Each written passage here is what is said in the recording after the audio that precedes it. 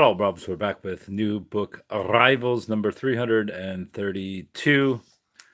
These are books that I mainly picked up today. I did pick up this book last week, but I forgot to add it to the last installment, which was a Nancy Drew, The Phantom of Venice. I only got it because it's got the scary cover. There was other books of the same series, but I didn't get them. This one is the only one that seems to have any value. I think just because of the scary cover. Well, not the scary, but Halloween-esque cover.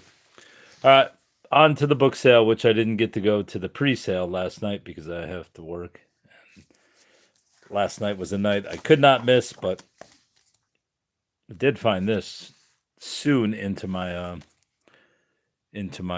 searches at the library book sale, and an autographed edition of John Waters' Make Trouble, which I'm sure is worth some money, just because it's signed by Waters. And if it isn't worth money right now, it will be worth more when he dies in a couple of years. He's got to be close to like 75 or 80. So, I mean, the book's pretty much a throwaway book, but I'm assuming that it's not worth much on its own, but signed by Waters, yes. Flamboyant as it can be. Edgar A. Guest selected verse. This book's easily worth $10. Guest was a newspaper poet for the Detroit Free Press. I believe he started as a copy boy and worked his way up, and then he finally, I don't remember how he got to become the columnist poet, but he was probably there so long, and that's how it happened. Obviously, this isn't high literature, but he was probably one of the best-selling poets of his time.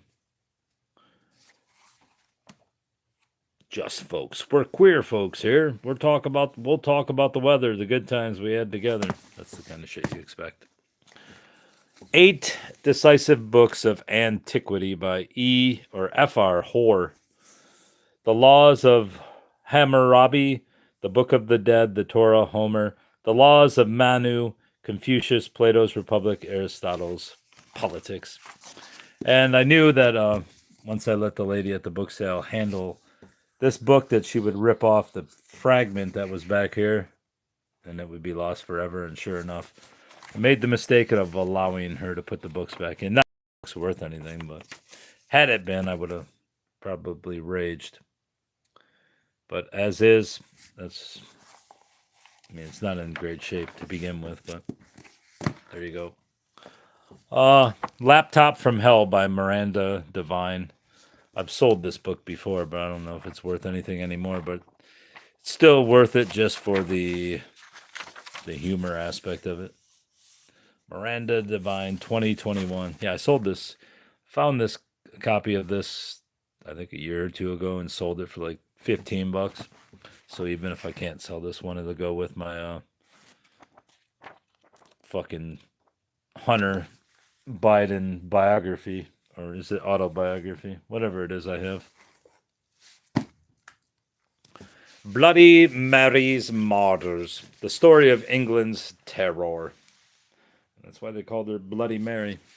Would she kill 200 Protestants? Mary was proclaimed Queen of England on 20 July 1553 as an essential part of what she saw as her God-given mission to restore Catholicism and papal supremacy in England. She set about the burning at the stake of Protestant heretics with a ruthlessness that earned her the name Bloody Mary. That was 300 Protestants were burnt. They chose to suffer an agonizing death rather than recant and embrace the Catholic faith. Some of the martyrs suffered more than others. If the faggots were wet or the wind changed direction, the agony was prolonged. And the faggots refers to a bundle of sticks, not the kind you believe in or are offended by. The Historian by Elizabeth Kostova. I did buy a copy of this recently, but it was in somewhat shabby shape, so now I have a second copy, first edition. I believe it's first edition. Maybe not. Yeah, it is first edition, June 2005. I don't know if it's first edition, first printing, but It's first edition. Now I have a semi-decent copy, even though this one also has the vagina here on the spine.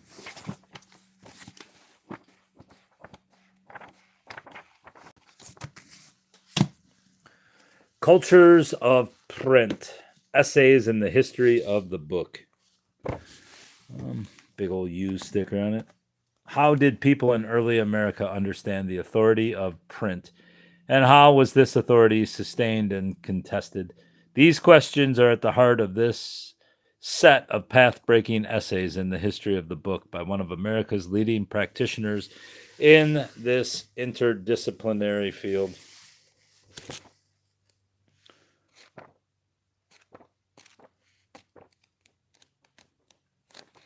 Cultures of Print, bruv. Gods and Heroes of the Greeks, the Library of Apollodorus, translated with introduction and notes by Michael Simpson, drawings by Leonard Baskin.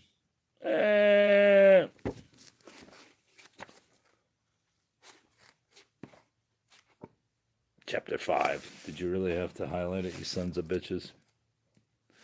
Yeah, apparently they did. Look at all these pages are highlighted. I don't like it.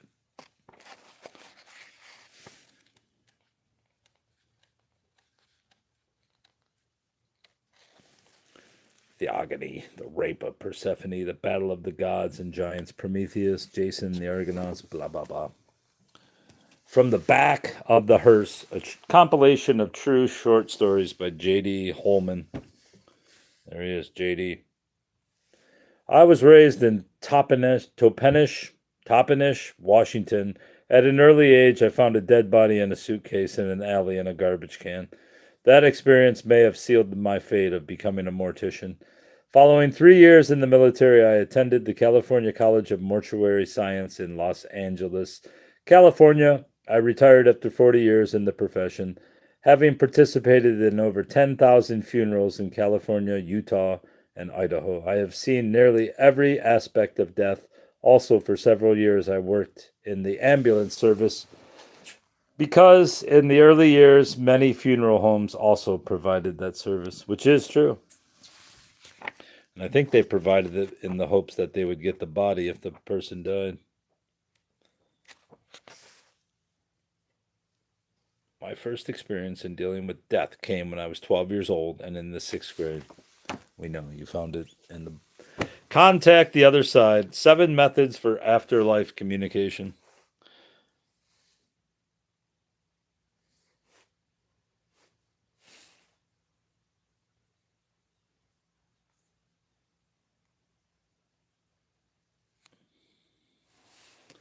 Seven methods for afterlife communication.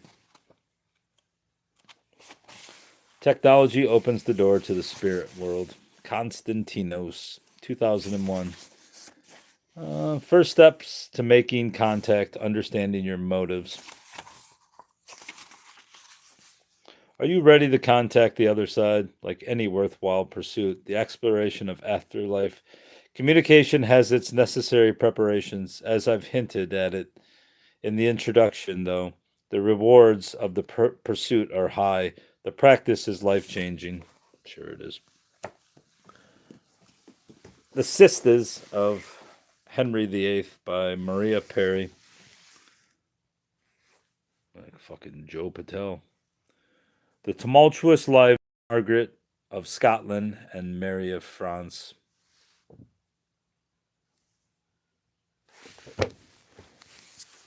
Much has been written about Henry VIII and his 6 wives, but his remarkable sisters have remained in the shadows.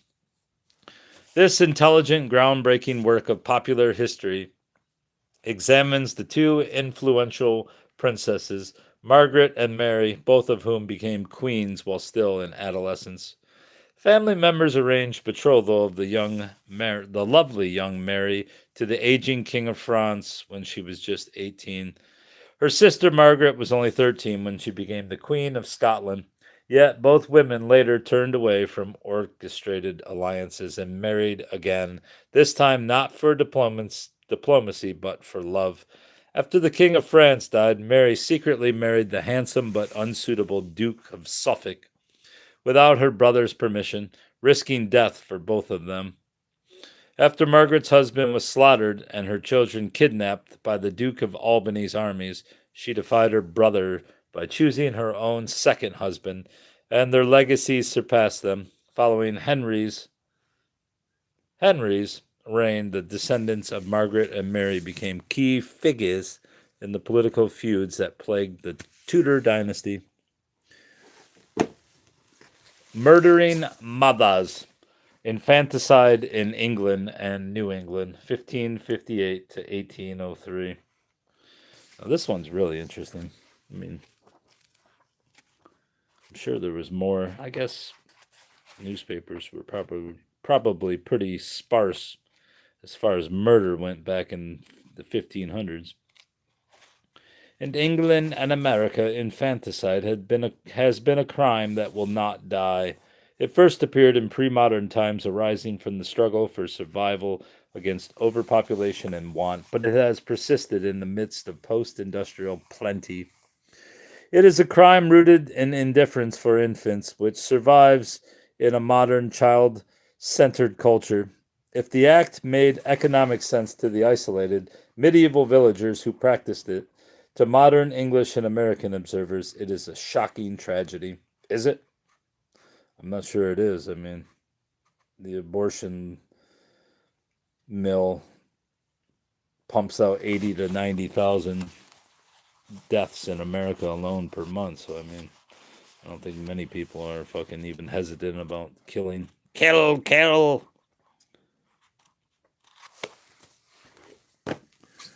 The Great Rebellion, 1642 to 1660, by Ivan Roots.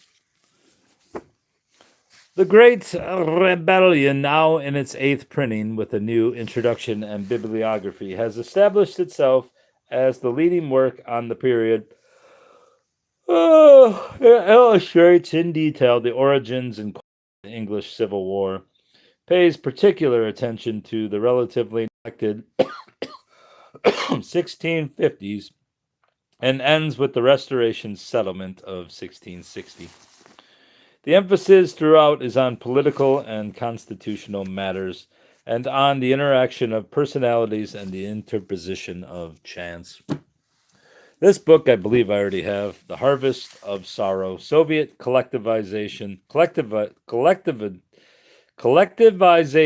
and the Terror Famine, by Robert Conquest. Like I said, I believe I have this book, but it's only 50 cents, so I said, why not get it in case I don't have it? And so now I have it.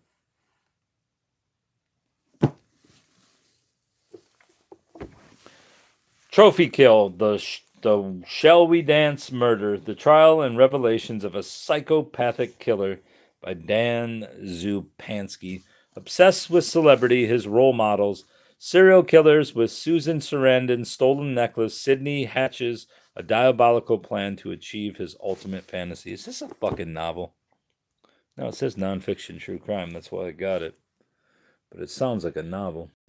On July 1st, 2003, the Miramax movie Shall We Dance, starring Jennifer Lopez, Susan Sarandon, and Richard Gere, was being filmed in Winnipeg.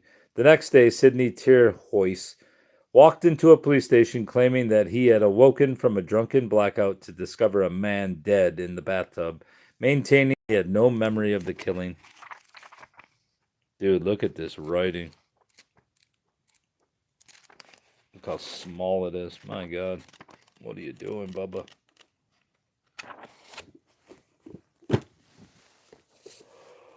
Oh, Jungian Archetypes, Jung, Gödel, and the History of Archetypes, by Robin Robertson. 2,500 years ago, Pythagoras founded a mythical school based on the hidden truth that the simple counting numbers are the basic building blocks of reality. A century and a half later, Plato argued that the world we live in is but a poor copy of a deeper, truer world, the world of ideas. Neither realized that their numbers and ideas might also be the most basic components of the human psyche, archetypes. This book traces the modern evolution of this idea From the Renaissance to the 20th century, leading up to the archetypal hypothesis of psychologist C.G. Jung and the mirroring of mathematical ideas of Kurt Gödel. After reading this book, you'll know what archetypes are and why they're important in our lives. Luckily for me, I'm not going to read this book. I'm just going to put it on a shelf for 25 years. This book I already have, but since it's worth like $7, I bought a second copy. It might actually be better than the copy I have. The Lucifer Effect, Understanding How Good People Turn Evil by Philip Zimbardo. What makes good people do bad things? Renowned social psychologist Philip Zimbardo has an answer, and in The Lucifer Effect, he explains how and why we are all susceptible to the lure of the dark side. Drawing on examples from history as well as his own trailblazing research, Zimbardo, the creator of the Stanford Prison Experiment, details how situational forces and group dynamics can work in concert to make monsters out of decent men and women. By illuminating the causes behind this disturbing metamorphosis and by highlighting the ways in which individuals can resist the temptation to give in to evil, Zimbardo enables us to better understand a variety of phenomena. Bitter Fame, A Life of Sylvia Plath. I believe I have this book in at least 2 different editions. I think I have this in mass market paperback and also in hardcover, but I don't think I have it in trade paperback. I do now, bruv. What year was this book? If you can't give me love and peace, then give me bitter fame. 1989. How many fucking people copyrighted this shit? Oh, I see the appendixes. Obviously, you know Sylvia Plath, poet. Put her head in the oven, baked herself, well, gassed herself. Brad Steiger, Ghosts Among Us. Everyone enjoys a good ghost story, but these aren't just stories. Startling evidence and case history. Scary, buddy. On his granddaughter's marriage, the beautiful bedridden woman suffered in silence. The man who returned from the grave to render the verdict on his granddaughter's marriage, the beautiful bedridden woman who suffered in silence until a malignant force possessed her and killed her. Sure they did. Sure they did, buddy. More Haunted Houses by Richard Weiner and Nancy Osborne Ishmael. Startling new evidence that restless ghosts still walk the earth. They're all part of a shocking tour of the unknown where terror lurks behind every shadow. The historic dwelling of the undead, the glamorous sex symbol who worshipped Satan. Although adored by millions of movie fans, few people knew about the dark side of her sensational life or the occult curse that killed her. What the fuck is that about? Is this supposed to be Marilyn Monroe? See if we can guess who that is. I ain't looking through this. Ghost with a sex drive. I am coming back to get me some. The Doll Maker by Harriet Arnau. A book I bought about a month ago. And I believe this book is set in Detroit at some point. Yeah. Goes from Kentucky to Detroit, so that's why I bought it twice. Now I have it, buddy. Now I have 2 copies. Papa Hemingway by A.E. Hotchner. I believe I have... Damn, Ernest. Probably could have got some better teeth than that for a guy who was fucking rich as hell. Looks like he chewed this open, too. Bad, Ernest. Hemingway's had a pretty interesting life until he started fucking crashing airplanes day after day. Then he kind of became a fucking psychopath.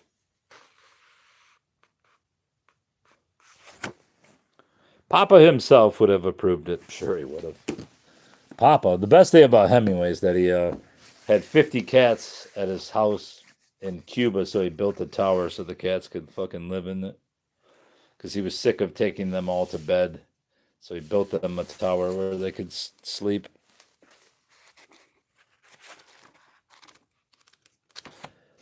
The Complete History of Jack the Ripper.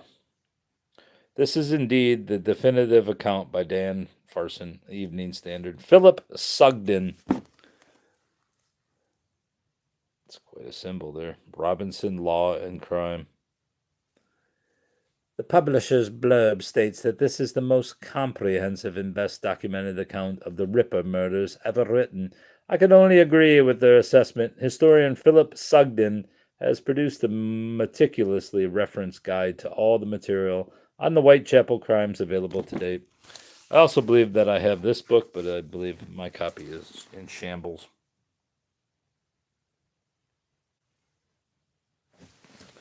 Lastly, another book I have 2 copies of, now that I have 2 copies, is Harvest Home by Thomas Tryon, which I plan to read on this channel sometime this year after I finish the Hans Heinz Evis.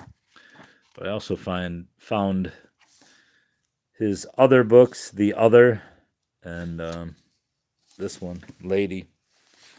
This copy is probably not as good as my other copy, but still nice copy. I'll probably sell this one.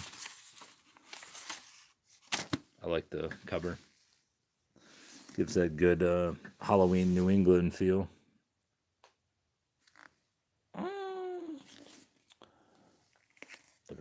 Look at the damned. Don't kill us. Don't kill us. Thomas Tryon's Lady. I don't know if he wrote many more books than 3 of these.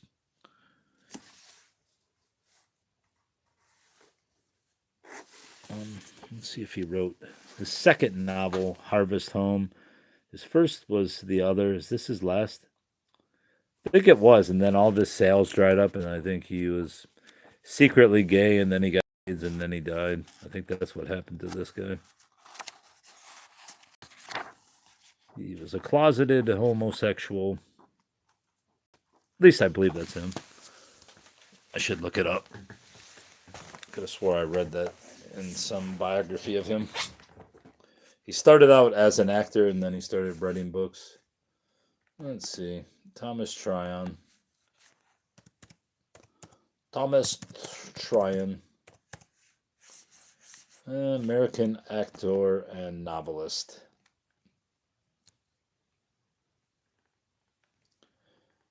Yeah, he is the guy I'm thinking of. 55, he died.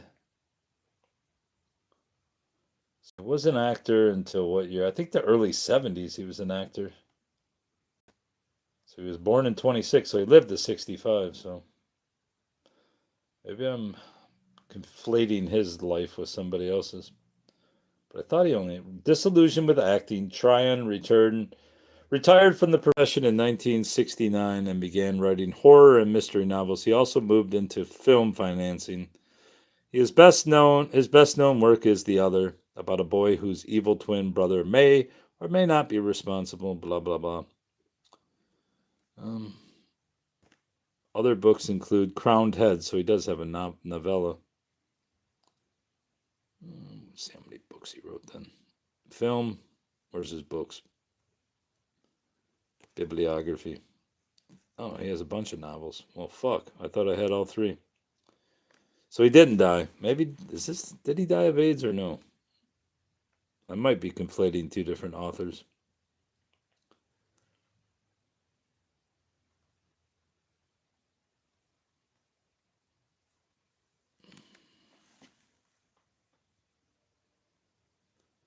Acting career.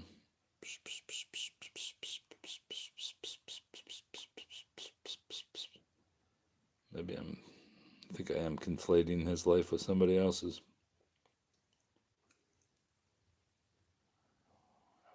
Other novels. Personal life. He married Anne L. Noyes, the daughter of she was the Tyrone's Divorced in 1958 and died in 66. Tyron said that she committed suicide and that he kept a photograph of her in his apartment. During the 70s, he was in a romantic relationship with Clive Clerk, one of the original cast members of A Chorus Line, and an interior designer who decorated Tryon apartment. Tryon was in a relationship with porn actor Casey Donovan. I think that's who he got AIDS from. The announced cause of death was stomach cancer. C. Thomas Holloway later stated Tryon's illness was related to HIV positive status. Tom didn't want his readers or his relatives to know. Holloway disapproved, writing, "I see it as Tom's selfish silence helped the Dark Ages." Continue. So I was right. He did die of AIDS. And he had a porn star boyfriend. Weird life, buddy. But his novels and his and the movies, I believe, sold really well. Did really good. Harvest Home is larger, more richly wrought than the other. It is even more profoundly chilling. It begins in drowsy, sunlit tranquility. Pleasingly, convincingly, inexorably, the author lures us into a countryside that is the landscape of our nostalgic fantasies. I got no nostalgic fantasies. Thomas Tryon's The Lady, My Lady. New novel is in the spellbinding tradition of the two memorable bestsellers that preceded it, and it is more. It is a novel suffused with nostalgia as it recreates the texture of life in an American small town and brings back our own lost memories of the 1930s and 40s. It is a heart-piercing evocation of a bittersweet alliance with all its thorny ambiguities between a charming woman and an adoring young boy. Oh no. It holds the reader in a delicately taunting suspense as it gradually reveals the unimaginable truth about its lovely and elusive heroine. And above all, it gives us Lady. Well, maybe I won't read this one on the channel. I hope they don't mean like a Lolita in reverse here, but sure sounded like it. So, what did I get? 4, 5, 10, 11, 15, 16, 17, 18, 19, 20, 23, 25 bucks I got today, I think, for $16. And if I would have went last night when the pre-sale was, I probably would have still got 25. I just would have not gotten half of these books. But since I had to go the second day, that's the way it is. All right, Bobs, that's all.